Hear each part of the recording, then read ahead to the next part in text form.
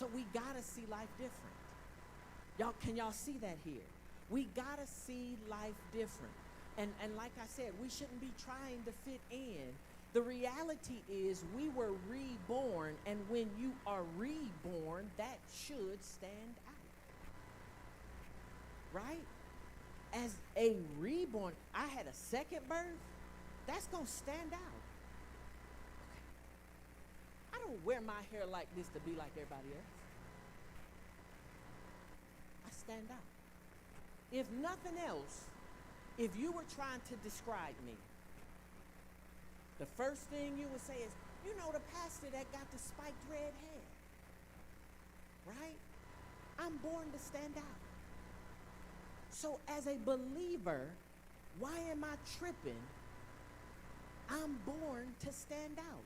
So when people start tripping on me like, oh, that's that girl, that's that woman, you know, she the Jesus lover. I'm glad you noticed. Say I was born to stand out. Check this thing out from the New Living Translation. Don't copy the behavior and customs of this world, but let God transform you into a new person by changing the way you think. Then you will learn to know God's will for you, which is good and pleasing and perfect. So the thing that we have to see is that it's interesting how God promises freedom, but the world has a problem with us, who God has promised the freedom to. So I'm supposed to be free, but the world will try to tell us that we're locked down. I am more free in my life than I ever was before my alarm went off. When my alarm went off, I became free in a way that I never dreamed I could be. But if I am looking at God like a can't-do list instead of looking at God as freedom, I miss it completely. Let me show y'all the quote from the Message translation. Culture. From the Message translation, same verses, it says, don't become so well adjusted to your culture that you fit into it without even thinking. My God. Instead, fix your attention on God. You'll be changed from the inside out. Readily recognize what he wants from you and quickly respond to it. Unlike the culture around you, always dragging you down to its level of immaturity, God brings the best out of you, develops well-formed maturity in you. The laws and values of justice are built and based on the Bible. You gotta see that. But today's culture often rejects truth and moral absolutes. Okay, I'll say it like this. Society often brands Christians as narrow-minded simply for holding biblical convictions. But other belief systems are allowed to disagree with the same criticism, without the same criticism. They're not going to criticize. You hear criticism about Christianity. You don't hear no bunch of criticism about being a Hindu or a Buddhist, or y'all follow me? So why are you tripping on what I believe? But you say that all belief systems are allowed until you get to mine. The world system claims that all beliefs are valid, except ours. Now that sounds cultish to me. Okay.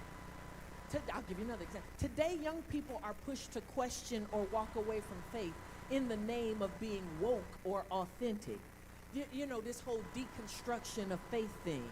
This is a classic characteristic of a cult because that's isolation from those who love you. All right, one of the common denominators of a cult is they take you away from the people that you love.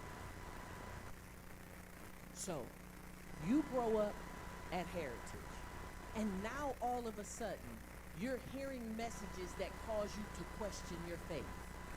It is trying to draw you away from those that love you. That's a cult. So the world system is the cult, not the Christ. Can y'all see this? So somebody say, wake up. So we have to see this. Let's consider a couple of cultures. But I'm gonna call them a cult. Okay, the moral They don't have these on notes, so y'all got to just take notes. The moral relativism cult. That's the cult that says what's true for you isn't true for me. This cult denies the existence of absolute truth. This is the live your life truth or feels right to me philosophy. That's the moral relativism cult. Do y'all see it? Then there's the hyper-tolerance cult. The willingness to allow and permit any and everything, even when it goes against Scripture. Y'all done heard it. Then there's the cancel cult, aka cancel culture. One misstep or unpopular belief, especially a Christian conviction, can lead to public shaming or being canceled altogether. That's the cult. Sexual immorality normalizing cult. That's the cult that glorifies sex outside of marriage, porno, promiscuity, gender fluidity, all while mocking biblical purity and identity. Say it's a cult. Then there's the New Age cult, and that's mixing Christianity with crystals and sage and horoscopes and my energy and manifesting this and, it's the universe and all of those. This may feel like it's spiritual, but it ain't biblical. Somebody say it's a cult. Now, I ain't mad at you for calling yourself a Sagittarius or a Cancer. But I will not ascribe to a cult that tells me who birthday in July other than mine. Who got a July birthday? So, all of my July birthdays. So, we gonna read a horoscope and it's gonna give us a broad generalization that all of us supposed to follow. And that don't sound like a cult. I just need us to see. Because sometimes y'all go back to the Message translation. Don't get so involved with the culture that you do it without even thinking. And that is what happens in God's house, and that is why we have to wake up.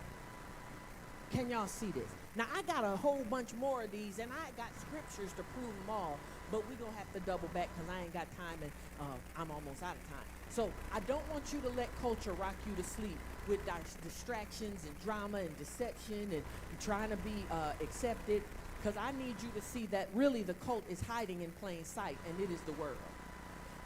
Excuse me. And don't take the finesse that believing a cult is small, because the world ain't small.